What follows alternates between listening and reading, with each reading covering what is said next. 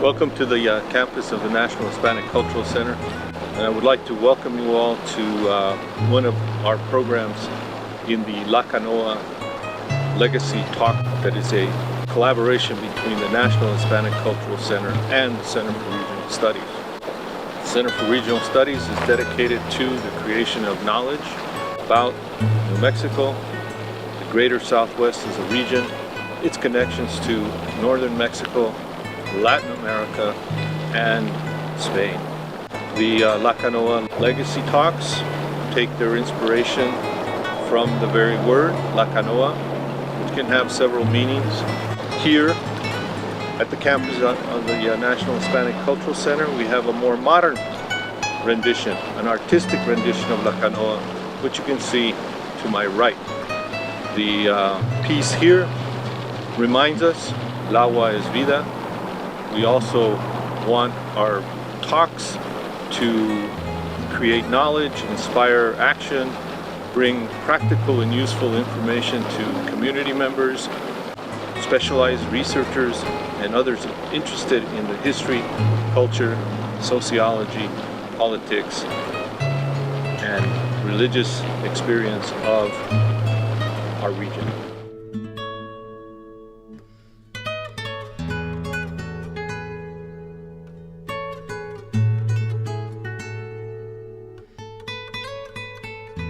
Thank you for joining us for another entertaining and informative La Canoa. It's great to see so many familiar and new faces in the audience.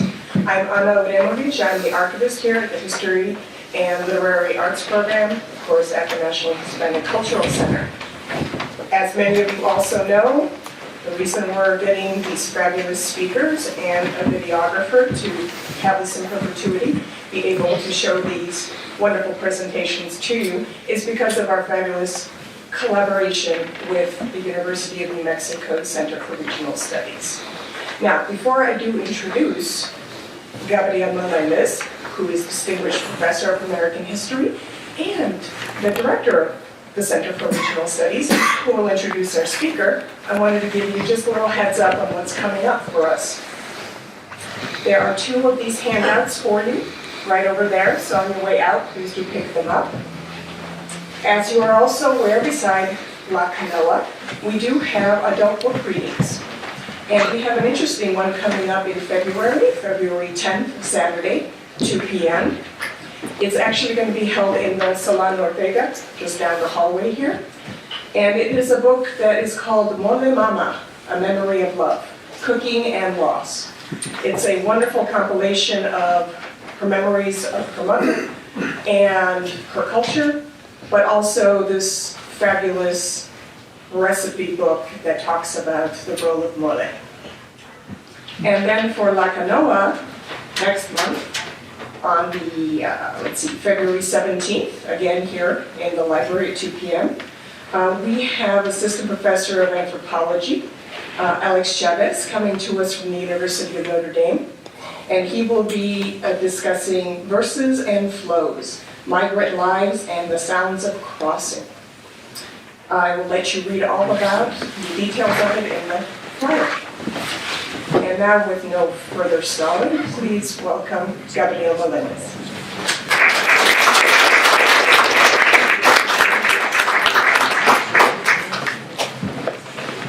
All right, Major, buenas tardes, felices tardes to all of you.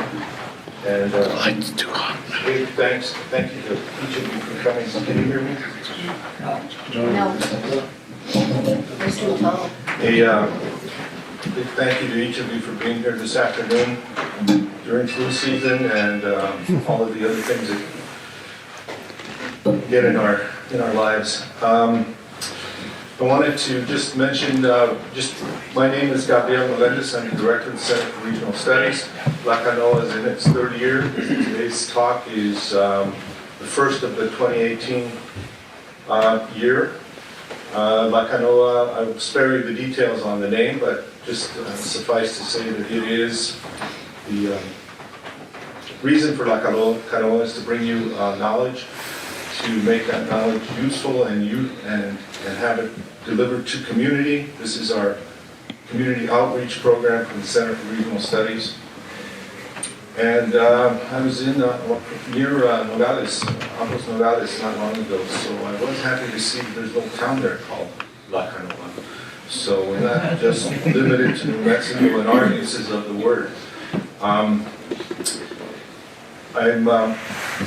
Before I get to the introduction of our speaker today, I want to just give you a little background on the new initiative that we have at the Center for Regional Studies, which is our Visiting Scholars program. And Anita Huizar Hernandez is the first of 2 visiting scholars that will be here at the university for the next semester, approximately the next 15 weeks. Anita will be completing a book project, part of which she'll talk about today. She'll be available to network with UNM faculty in the humanities, social sciences, through the Center for Southwest Research and through the Southwest Hispanic Research Institute and other entities on campus. Now, for this program, you can't apply for this program. You must be nominated. So in the case of Anita, her nomination was made by the associate editor of Rutgers University Press. And we were very happy to receive that nomination. The nomination comes from someone who is seasoned, sound, has great judgment in terms of academic decisions and in terms of scholarship. But now let me tell you a little bit about Anita and her work. She is assistant professor at the University of Arizona in Tucson, where she is in the Department of Spanish and Portuguese and also in border studies. She's an affiliated faculty member with the Department of Mexican American Studies, Center for Latin American Studies as well. Her dissertation and her PhD are from the University of California at San Diego. And I'll spare you the title of the dissertation. I think what we're focusing on this afternoon is the forthcoming book. But at Arizona, Anita teaches courses in Spanish department, of course.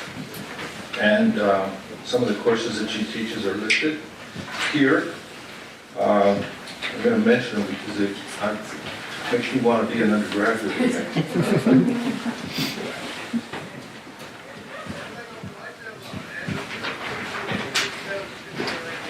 So she teaches advanced Spanish for heritage learners, Los Arazonenses. And you're always looking for these tiny clues when you're working through archives. So there was one. I kept looking into it, and then I saw some of the scope of what Anita will present to you in terms of what kind of land grant and what the aspects of this land grant were. I thought it was so noteworthy that I decided to spread the word among my graduate students and say, this is a fantastic case in the archives. One of you should really take it up. As it turned out, these graduate students were quite advanced in their doctoral dissertation, so no one took the clue, no one took the hint. So when I went to the recovery conference, I really welcomed seeing someone working on this project. And that was my first sort of view of Anita's work. And now here we are, 2018, with her coming to the university to be available as a resource. And perhaps it might take someone like her to get some of the graduate students looking into the archives, right? Because there are treasures there. But with that introduction, it gives me great pleasure to help welcome our CRS visiting scholar for the semester, and of course to have her here at the National Hispanic Cultural Center. Welcome.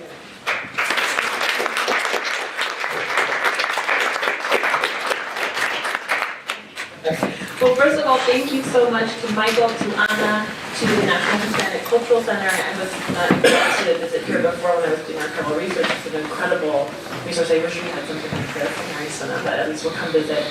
you all, it gives us a good excuse to come down the road to New Mexico. And thank you, of course, to Professor Melendez and the Center for Regional Studies for bringing me out. I'm thrilled to be here in New Mexico for the spring semester and to be able to not only share my work with you all, but also learn from you all and from New Mexicans who certainly know a lot more about land grants than Arizonans, in my experience, and potentially have more interest in the subject as well. So I'm very excited to be here. So I'm here to talk to you today about the Peralta land grant. I have subtitled James Reavis' plan to steal the Southwest. So this is, of course, an unusual land grant story, as we're going to find out today. It's a bizarre case in which an Anglo man, an ex-Confederate soldier from Missouri, found out about the Treaty of Guadalupe Hidalgo, found out about Spanish-Mexican land grants, and thought, I know what I'm going to do. I'm going to make one of those up. And then I'm going to go into the archives and forge a bunch of material and create a long chain of inheritance and find an heiress, connect myself to that heiress, and then claim the land. And what's remarkable about an incredibly outlandish plan is that it almost worked. And so that's what we're going to talk about today. My interest in the case, aside from it being like the plot of a telenovela, which is obviously interesting, is also how recovering this case and what was at stake in this case, in particular what was at stake in the racialization of the heiress, or who James Reavis claimed the heiress was, really speaks to contemporary current concerns and dynamics we have today about the racialization of not only Mexican Americans, but Latinos, and what the consequences legally of the racialization is. Okay, so it's going to cut off a little bit of the slides, but hopefully you all can see the bottom more or less. This is going to be the general flow of what I'm going to cover. I'm going to briefly touch on the historical context, which will be familiar to you all here in New Mexico, and then talk about the details of Reavis' plan, briefly go over the court case, because he eventually did file in U.S. court, as did many Hispanos with actual land grant claims. He also filed that way. Talk about the immediate reactions that mostly happened in newspaper coverage, which was extensive of the case at the time, and then longer term remembrances in terms of fictionalizations. There's a novel, a movie, play, and then the Peralta land grant today, and where we are, why we covered this case, why talk about this, aside from it being fun. And I should say briefly, I came across this case completely by accident. I was at the Bancroft Library as a graduate student doing a different project about postcards and the Fred Harvey Company, and thinking about tourism in Arizona and the way that it was painted, and I had a few extra days at the very end and asked the archivist if there was any other cool stuff about Arizona that they would like to bring out for me to look at, and they said there was this weird case. People haven't really written about it, and they brought out the trial transcript, and sure enough, it was an incredible, as Gabrielle mentioned, just treasure trove of information that had not been explored, and so that is how I came to this case. I was too advanced of a grad student to go into it in the depth that I wanted to, but then it is the subject of my forthcoming book, which will be coming out with Rutgers University Press, and the title of the book will be Forging Arizona. Okay, so this will be familiar to all of you. It's cutting off a little bit, so I'll read the quote for you. Quote, "The Mexicans shall be maintained and protected in the free enjoyment of their liberty and property." This is, of course, Article 9 of the Treaty of Guadalupe Hidalgo. And as you can see in these two maps, one is Mexico pre-1848, one is Mexico post-1848, and this, as we all know, is how Arizona, California, New Mexico, Texas, Nevada, Colorado, much of nearly half of Mexico's territory became part of the United States. And in addition to territory, the U.S. of course gained people. And they needed to decide what they were going to do with those people, and the treaty did stipulate that those people would be able to maintain the enjoyment of not just their liberty, but also their property. But as you know very well here, that maintaining that enjoyment of property was much easier said than done, right? Even though the government ostensibly recognized the land grants, Spanish and Mexican land grants that were given to people in much more indirect ways, many of those land grants were eventually taken away from their original owners through complex dynamics, economic dynamics, having to mortgage their land to pay for legal fees, taxation that was high, and generally shift to a capitalist economy. And so a lot of people did end up losing their land. However, most of the land claims were eventually validated, right? They just had different owners by the time they were validated. So this dynamic of the transfer of property and the technical recognition of Spanish and Mexican land grants if they went through a specific legal process, was the context that facilitated Jim Reavis' elaborate scheme. He knew about this dynamic, and he worked in a land grant office. He was able to understand the dynamics of what went into one of these claims. And so he was an incredibly ambitious person. He spent nearly 20 years forging archives in Spain, Mexico, and the United States to make up a land grant, to make up a family, to make up an heiress. Of course, there was only one surviving heiress, and then to connect himself with her. So we're going to go a little bit deeper into his plan so you have an idea of what we're talking about. This would have been the Peralta grant. So the size of this grant, had you been familiar with Spanish and Mexican land grants, should have immediately been a red flag to people in Arizona. As you all know here, but we have less knowledge in Arizona, Spanish and Mexican land grants were normally not this large, nor were they perfect rectangles. So this was a bit of a question. But part of what I think is the importance, and what I argue in my book is the importance of this case, is Reavis was nearly successful precisely because of the erasure of the pre-US conquest, specifically of Arizona. Right? We have a very different history from New Mexico, and even though we were both part of the same, we were technically the same territory up until the Organic Act in 1863, when we did split, the two territories took very different tracks, different strategies in terms of statehood, right? You all here in New Mexico, mostly because of the demographics, right, had different access and made a different sort of argument that then later led to what people call the Spanish fantasy heritage, right, which is more complicated than just saying we're Spanish.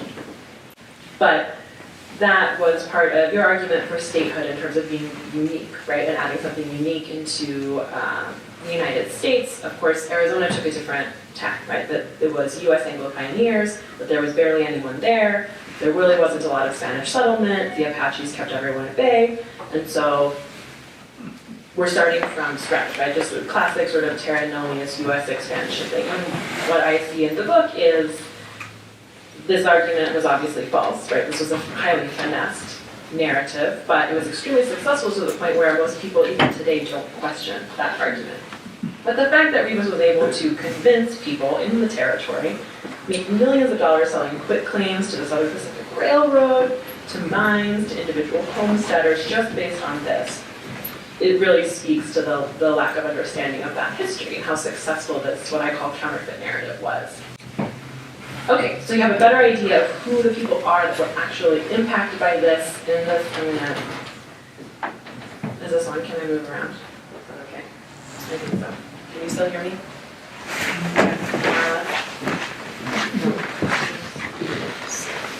This is good now? Okay, I can speak loud. I'll do my teacher voice. So this is the Arizona-New Mexico line. So you can see here, just a little sliver of western Mexico actually wouldn't have included Silver City, so it's just west of Silver City. And then in terms of what it was including in territorial Arizona, so Phoenix is right here in the corner. Tempe, you see Florence over here, and very importantly, Stafford, Pima, Sullivanville. All of these are important mining lands, right? So you have agriculture, you have mining, and Reavis too, of course, because it's extremely valuable land. If you're going to invent a land grant, you can pick the best land you want, right? So that's what he did. He picked the best land, and of course, it also included an Indian reservation. Part of the dynamic here. So, what did Reavis need to do? Really, his plan involved two different parts, right? One part was just inventing the creation of this grant.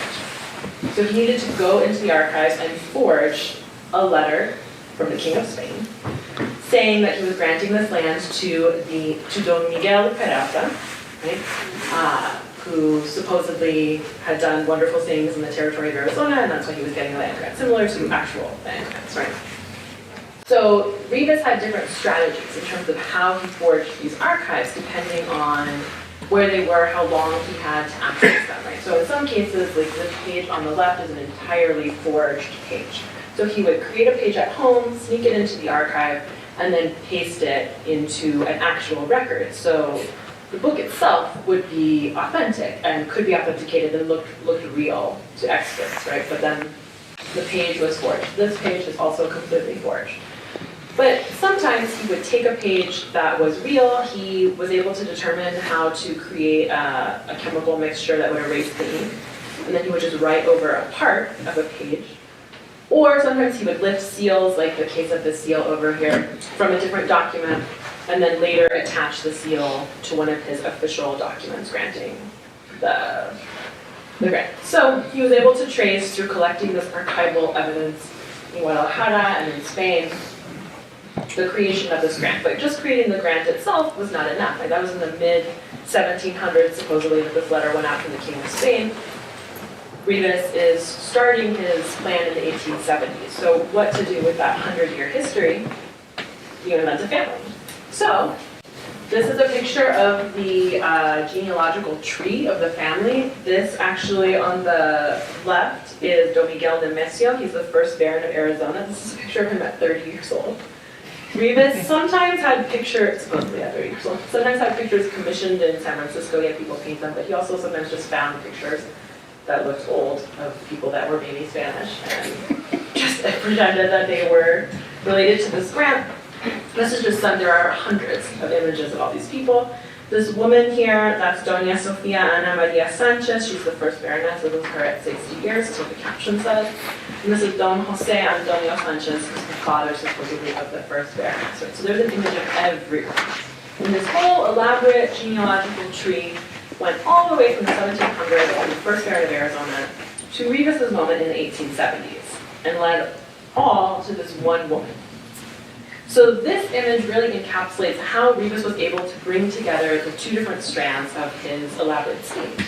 He invented the grant, and supposedly in the letter to the king it said that they marked on a rock one of the outermost boundaries of the grant. So this is supposedly the rock, which of course Reavis just chiseled into himself. And this is the woman. So for me, this is the most interesting and tragic part of the case. So Reavis created this family, and through a series of tragic events in this imaginary family, everybody dies. This woman was a twin, supposedly, even the twin died. She's an orphan, very Cinderella type story. She ends up an orphan in California, uncertain parentage. People don't really know where she came from. Reavis meets her on a train on the way to Sacramento. Because of the way that she looked, he thought she must be a Spanish baroness, which is a very kind of interesting thing to claim about a person. He began talking to her, and this is what he testified at the trial in Santa Fe. After talking to her, he decided that it was likely that she was the last heiress to this Peralta claim. Convinced her, maybe it's unclear, and I'll get to that later, what her thoughts were about this entire sort of saga. But claimed she is the last heiress, and so what does he do to connect himself with her claim? He marries her. And she becomes Sofia Peralta Reavis. So now, as his wife, and as you know, Spanish common law, which impacts the states here, Arizona, New Mexico, the former Mexican territories, women were able to maintain their property rights, but in the U.S. system, the husbands took over, right, the women's property rights. And so he was able to use her claim once they were married to claim land himself. So he sued the federal government in Peralta Reavis v. United States for the validation of this land, right? So because he had this two-part plan, the federal government, in response, had sort of a two-pronged approach to debunking the validity of this claim. The first part was more straightforward, and that was in terms of analyzing which documents were forged and how they were forged, right? So Reavis was able to get backers from all across the country. New York, San Francisco, very well-respected, very famous lawyers at the time claimed that they had reviewed the documents and that they were all accurate, and that was how he was able to get quick claims and get more and more money. He established the Casa Grande Land Improvement Company. He sold shares in that company, and this is how he was able to fundraise. During the years before this grant went to trial, he and Sofia Peralta Reavis, and they had twin sons, who I didn't include a photo of, but they dressed them up in like velvet jumpsuits and took them to Spain and had them play with Spanish royalty. I took pictures of it all. So that whole they were able to do that because people had invested and they were conned by this man. But none of these people were actual subject experts in Spanish Mexican land grants, and none of them spoke Spanish. So when this trial was happening, and when the government hired experts, they hired a man named Severo Malacrivos, who spoke Spanish and was an expert in this history. He immediately noticed some glaring inconsistencies. And another man, Will Tipton, who's a handwriting expert, was also able to track some of the ways that they were able to prove that these were forgeries. This, for example, is the forged will of the first baron. So after Reavis forged the granting of the land from the king to Miguel and Mexico, of course he needed a will, right, to then start the process of the genealogical tree. This forged will was inserted by Reavis into the records of the mission San Javier del Bac, which if you've been to Tucson, the White Hill of the Desert, that church just a little bit south of Tucson is very beautiful. It's on an Odo land. So when the experts went in to look at this document, even though it looked real, something that the other people who weren't as familiar with the system of archives from the Spanish period didn't know is that there's a table of contents in a different book.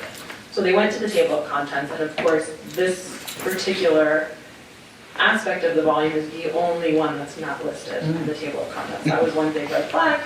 Reavis was also not aware of course, as you all would know, the Spaniards took incredible records and they made copies. So if there was a record in Mexico, there was a matching record in Spain, right, of whatever had happened. Reavis didn't know this, neither did the people that he conned, and so he would only forge one of the records, not knowing about the existence of another one.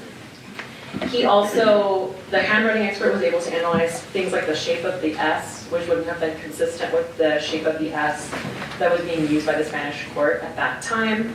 They were able to analyze that the way that the ink was on the page indicated it was from a steel pen, which of course there weren't steel pens in the mid-1700s when these documents would have been created. And my personal favorite, there were grammatical errors. As a professor of Spanish, I like to use this example with my students that he did not apparently have a good mastery of the subjunctive, and so there were errors in the subjunctive that are sort of telltale signs of second language learners. So I always tell my students, you never know, you learn the subjunctive, you might be profitable, right, or not. So that was much simpler in terms of debunking the authenticity of these documents. What was more complicated and was the most interesting part of the trial transcript, which is like over 1,000 pages long, is everything that has to do with Sofia, Peralta, right? So this quote that cut off, this comes from the climax of the trial, June 17th, 1895. They've been talking, all these different witnesses, debunking the documents. Sofia's in the court every single day, but not saying anything. She finally takes the stand, and the U.S. government attorney, they go back and forth. It comes out that she actually doesn't know how to read, and so she wasn't able to look at the documents herself, right? This is a woman that you found in poverty in California, right? And so after that comes out, she bursts into tears on the stand. They take a break, they come back, and the U.S. government attorney finally asks her point blank, don't you know that you're impersonating someone who never existed, the Baroness of Arizona? And her response, incredibly, was, no, sir, I did not know I was personating anybody but myself. And remarkably, at the end of this case, they actually never did rule on the identity of Sofia Peralta Reavis. That was an open question. They, of course, were able to determine that she wasn't a Peralta because of the Mexican family. But the court refused to rule, even though the government attorney wanted them to, as to her racial identity. So much of the language of the court surrounding her was whether or not she was Spanish or she was a so-called half-breed Indian, right? Because there were all of these people in her hometown in California who gave testimony that she was actually the illegitimate child of an Anglo trader named John Treadway, who was also from Missouri, can you believe this? And a Native American woman named Kate, who then abandoned her when she was a child, according to these other witnesses, right? So the trial transcript, all of these different people are trying to analyze how do you determine what someone's race is, right? They talk about whether or not she speaks Spanish, they talk about her behavior, they talk about the people she associates with. So you see how gender and class end up being an important part of how people's race is identified, right? But they never determine, and the the Chief Justice of the court says, to me, I think she seems Spanish, but it's not for us to rule. It's beyond the purview of the court. It was an open question at the time. So of course, this case was big news. At the end of the 1800s, you saw the map. That's a large amount of territory. It involved railroads, it involved mines, it involved the Homestead Act, it involved the Dawes Act, a lot of different things in terms of westward expansion came together in this case. And so newspapers all across the country and internationally covered the Peralta grant, even though we don't really talk about it as much today. And then later, it was remembered in fiction, in film. There's a novel that I look at. There's a film with Vincent Price that I'll show you a few images from where he plays James Reavis. He's a very charismatic con artist. But the immediate reaction in the 1900s, this one was reprinted all over the country, the Midwest, the Northeast, Southwest, the Northwest, truly everywhere, and was even picked up in England. It read, "Cap sheaf of fraud, scheme of James Addison Reavis, staggers fiction, most astounding swindle ever attempted. The hero was a streetcar conductor. His wife played the role of heiress," right? So you see this yellow journalism that was popular at the time, very sensationalized facts of the case. But what's interesting is that there is no agreement in terms of the actual race of the racial identity of Sophia, right? The newspapers kind of go back and forth. They talk about different people. They talk about her pretending to be an heiress, but there's no consensus, right, in the immediate aftermath. That changes with time. So you see here, this is from the Saturday Evening Post, 1947. This is an artist rendering of James Reavis and Sophia, although he did often dress her up in a mantilla, so that is accurate. And this is the caption of this image. It says, "Carmelita." There were some fictional rememberings where they changed her name from Sophia to Carmelita, and so then that became the popular way to refer to her. The illiterate kitchen drudge who fully believed Reavis' story that she was descended from Spanish kings, heiress to titles and vast wealth. So you see with time there's a vilification of Sophia Carmelita and how she becomes more Mexican than Spanish, and it's a very classed rhetoric, right, in terms of her being illiterate, a kitchen drudge, and wanting to be someone that she was not, and transgressing these different borders that she shouldn't have been transgressing. And this is by Clarence Helen, who's a famous Western author at the time. He wrote the novel Arizona, which then became the 1940 film Arizona. If you've ever been to Tucson Film Studios in Arizona, they built that for that particular film, Arizona. It's like a blockbuster at the time. These images you can't see them totally. You can see the good one of Vincent Price. So then, a few years later in 1950, this is from a promotional poster for the Baron of Arizona, a Samuel Fuller film. Samuel Fuller was more known for war films. He's most famous for the first film about the Korean War, which he did while the Korean War was still happening. Sort of a weird blip in his cinematic life was this B film noir. It's an over-the-top romance. Vincent Price plays James Reavis. He's a total ladies' man. He romances a gypsy woman in Spain and cons Sophia, but of course it has a happy ending and they all come together at the end. And the promotional poster had this quote, "Women fought for his kisses, men clamored for his life." There's a mob scene and almost a hanging.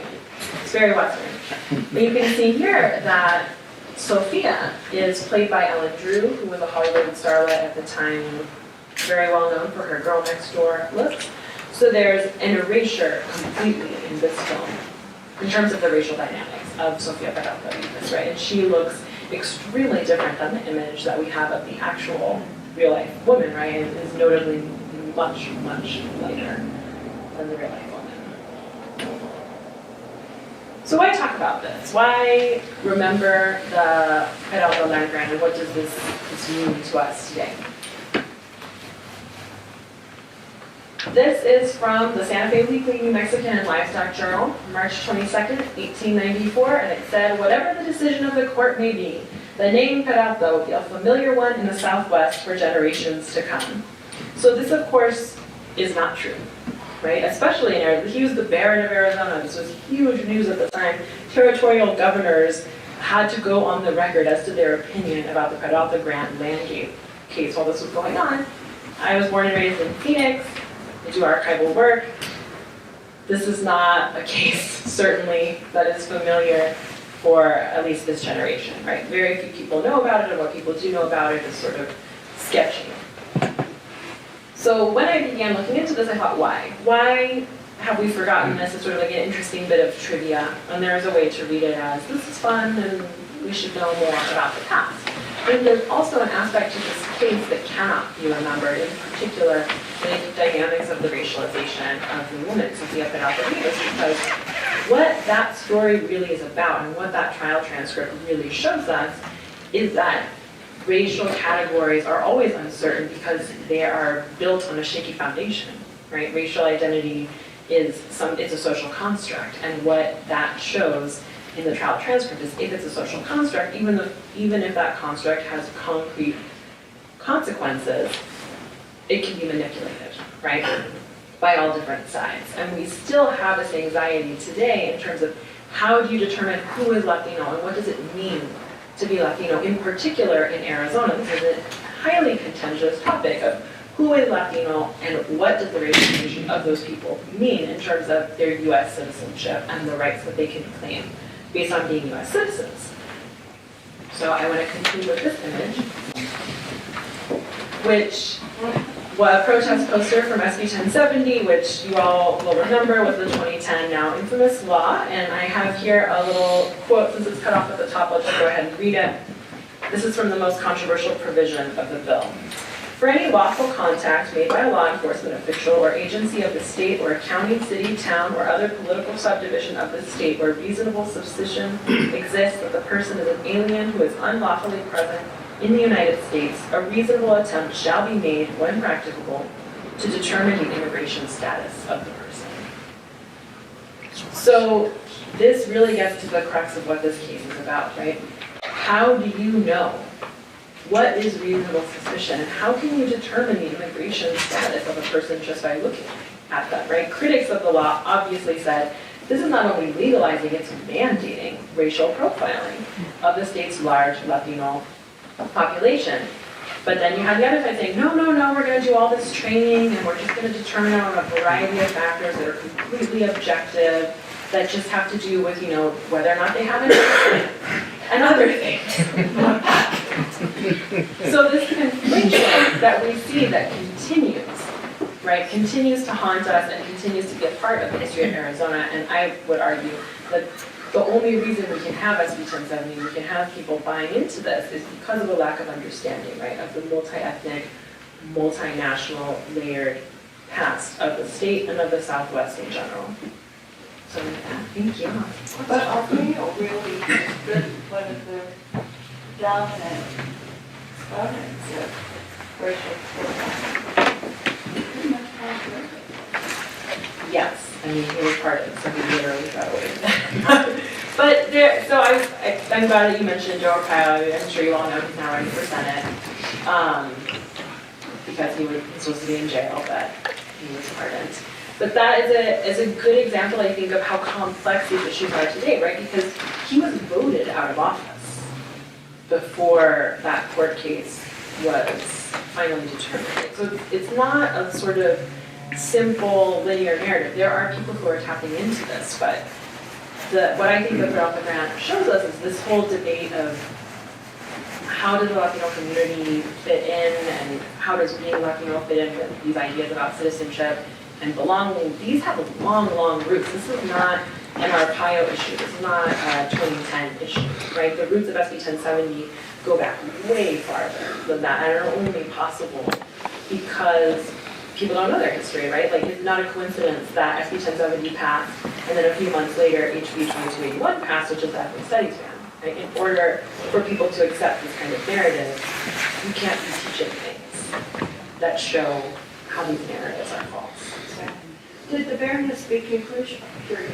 Yes, so actually she didn't speak Spanish, and that was part of the issue. On the stand, there was much discussion as to why she didn't speak Spanish with the people in the swamp. She was from Yolo County, California, and people asked her, why didn't you speak Spanish with the various women that you encountered who testified that she didn't speak Spanish? And she said, well, I couldn't speak Spanish with them because they wanted to brand me as an Indian. And so I wasn't allowed to speak Spanish. And there's a very sort of strange, in terms of language ideology, that she makes James Reavis makes this argument that, well, no, she didn't speak Spanish because she was raised by this Anglo man, because she was an orphan, but when she does speak Spanish, it's perfectly clear with no accent whatsoever. As if there's sort of like this inherent ability to speak Spanish that's related, again, to your racial identity, this racial imaginary that doesn't actually make sense with the head currency.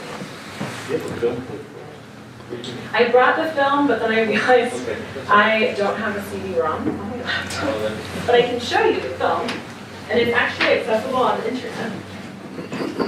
Just wanted to say, With the, price, with the Criterion Collection, it's great. I saw that movie a long time ago. So it's streaming online, you can watch it, part of the Criterion Collection, and it's an incredible film. There's a lot more to say about the film if you want to talk about that. I had when you mentioned what you learn at present from his case, I have another sort of look at it from an angle on it.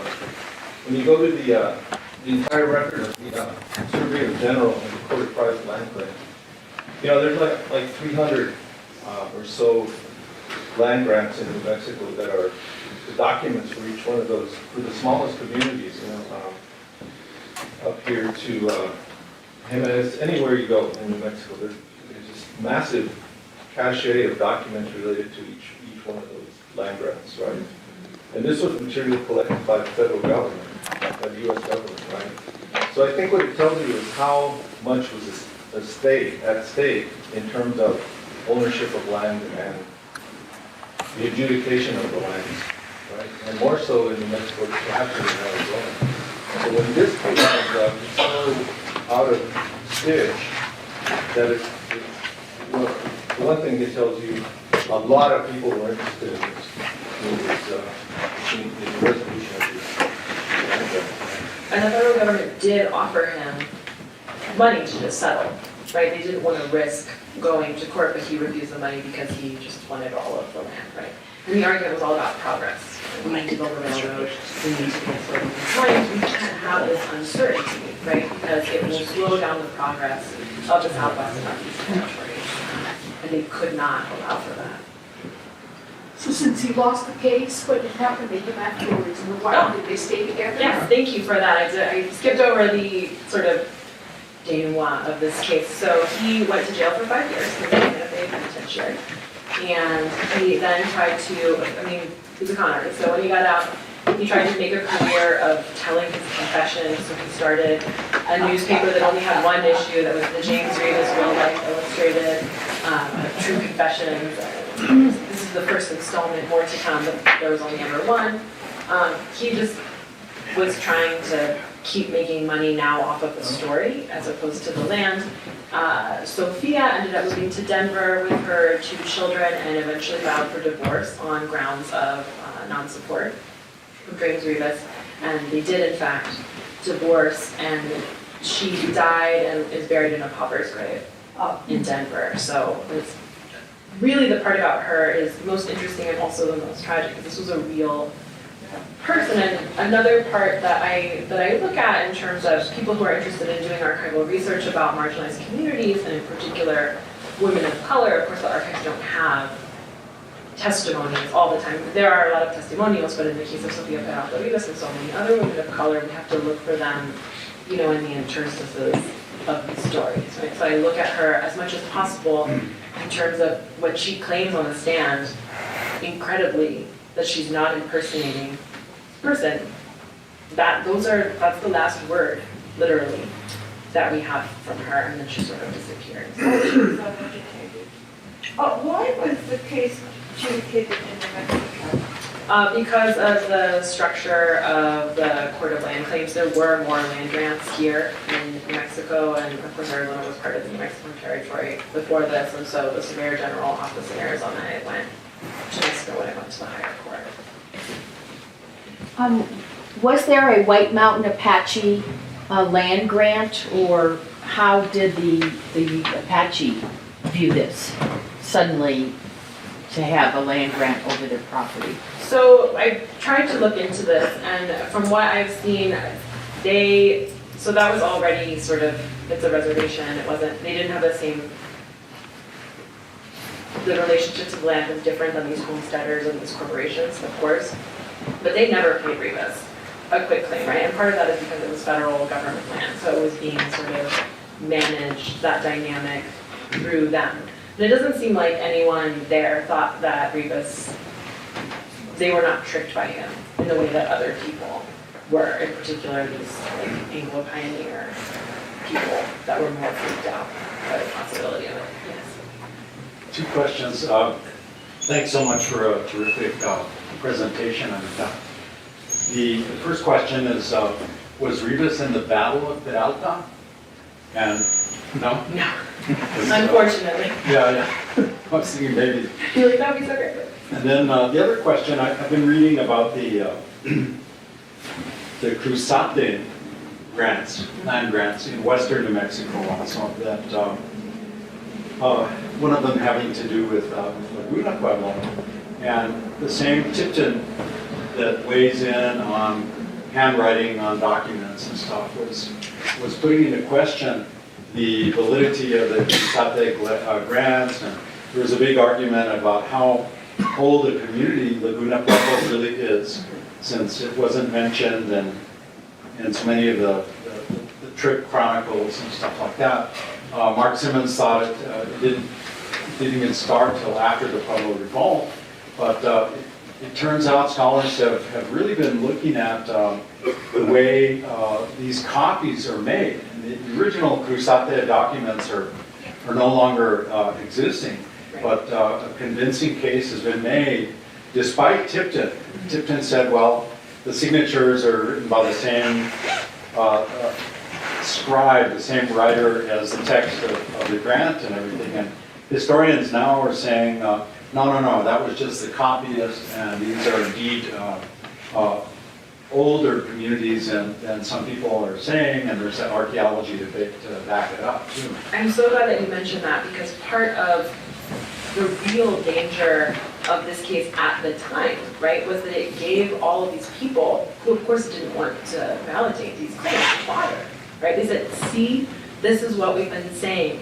They're all fake, right? And you see this collapsing in terms of the newspaper coverage in particular of real land grants with the Reavis grant, and of federal officials using Reavis's scheme, which was so transparently made up, to then call into question land grants in general and say, you know, and it became a political issue, as you know, we need to just get through this process as soon as possible.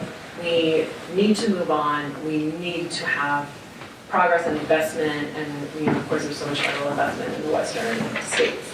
We need to just breeze past this, right? So it was extremely damaging that the Reavis case existed. It just gave so much power to people like Tipton and to the government attorneys, right? And also to just public opinion, right? The public opinion on land grants in places like Arizona, where settlers were already, very concerned about losing their homesteads. And then when they found out that Reavis was put out the ground as a fake, they were just painting with sort of a broad brush all Spanish-Mexican land grants as dangerous, anti-American, really.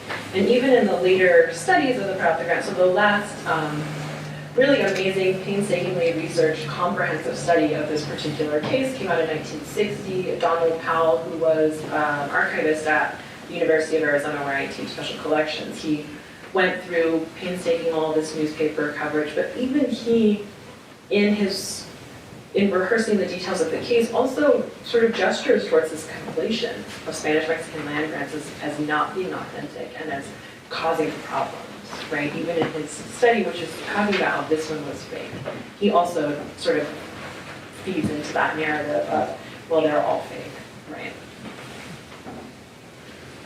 Was Reavis involved in any other frauds or crimes before he got involved in this? So yes, his original, so according to the lore, I haven't found anything to substantiate this, but supposedly the way that he figured out that he was such a successful forger was when he was a Confederate soldier, he sort of saw the writing on the wall that they weren't going to win, and forged his commanding officer's signature so he could pass through the battle lines to the north and escape the fight, supposedly, right? So that was sort of the original fraud, and then when he was working in Missouri, he got teamed up with a real estate lawyer there, and they called him the old Spanish grant lawyer, who, like had Spanish papers that he would then finesse, and people would go to this guy to perfect their titles. So Reavis was part of this, and then I didn't go into this. There were actually two separate claims that James Reavis made. So the first claim was without Sophia, and according to that claim, which didn't go anywhere because there were too many holes in the story, he and another man had bought the title to the Peralta grant from the great-great-great-grandson, who would have been Sophia's father, right before he died, like around a campfire in rural Arizona. But there were too many holes in that, so while that was sort of going through the courts and he could see that the Surveyor General was going to have problems with that, he simultaneously started, well, I'll just do one generation more, I'll find Sophia, I'll find an orphan, I'll make her this heiress, I'll marry her, and that's a more solid chain of inheritance. So it was a very sort of complicated series of frauds, and in terms of what other frauds he did, he was going on for 20 years. So he didn't live in Arizona while this was happening. He couldn't live in Arizona while this was happening because he was a wanted man by the settlers, and you still have significant frontier justice in Arizona in this time period, right? This is not like a safe place to be if you're a not well-liked person, and so he technically had a house in Casa Grande, but he mostly lived in San Francisco. And so he was involved constantly getting more backers because he needed a lot of money to finance his trips to Spain and Mexico. This was not a wealthy man, but he needed someone to finance, his luxurious lifestyle because he felt it was important to live like a baron, to be believed as a baron. Like really beautiful clothes and supposedly a horse and carriage with all these white horses that would drive him to the court, and then just going overseas to Spain and staying there for extended periods of time. So that was all part of this fraud, and then eventually the land company and selling shares in that company. His argument was that he wanted to develop irrigation in Arizona, ironically, because then he wanted to create dams, essentially. There was a dam in 1920, so he was sort of a precursor to that, but he was able to sell shares through this argument. So he conned a lot of people inside and outside of the territory, for sure. Well, even if his use of the subjunctive wasn't perfect, was he self-taught in Spanish? How did he? So there's a big gap in terms of what happened to him sort of in between the end of the Civil War and the late 1870s when he starts really getting into this scheme, but they've at least traced him to Brazil. Powell traced him to Brazil, so it's likely that he was in Latin America for an extended period of time and learned Spanish there. He was an intelligent person, clearly. I mean, he was able to, it wasn't a perfect scheme, he didn't know about table of contents and things like that, and he wasn't exactly clear on how Spanish clothes worked, but he was clear enough to be able to create entirely forged documents that looked real to people that weren't experts. So he put that considerable intellect, unfortunately, into this nefarious project.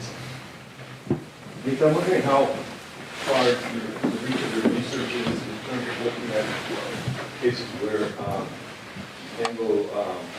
particularly Anglo-Texans married Mexican women to then be part of land grants. It also happened in Mexico, but have you looked into that in Socorro with a visit?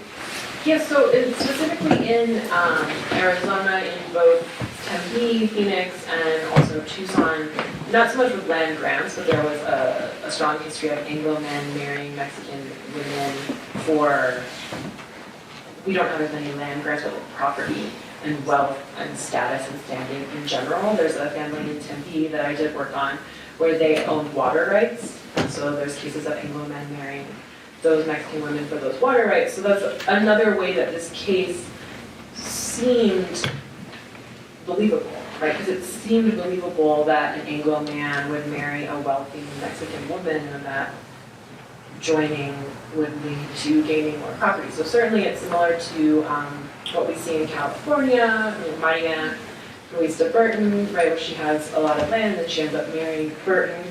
what you see in Texas, the Jovita Gonzalez is now a caballero, and gesturing towards that history of Anglos, and certainly here as well. Yeah, so if you think about, the major people in Arizona, people that street names are named after, like McClinton, kind of Mexican wife, Sam Hughes in Tucson, that's like the very nice neighborhood next to U of A. I don't live there, but they're beautiful houses in that neighborhood. He had a Mexican wife.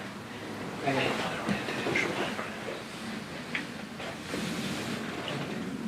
Anglo men here in New Mexico, very, very common. Not only Anglo men, but the French trappers in another part of the state married women with And our history in Arizona is slightly different from here, right? Really, from what I've read in terms of the work on New Mexico, it seemed like those Anglo men, at least in an earlier period of time, were sort of Hispanicized and became part of the community. That's what I've read. It was not the case in Arizona that happened, right? It was like a reverse dynamic, and a lot of that has to do with numbers, right? The number of people and the ratio that shifted very dramatically and quickly in Arizona of Mexicans as compared to Anglos, which was in terms of the statewide profile versus here.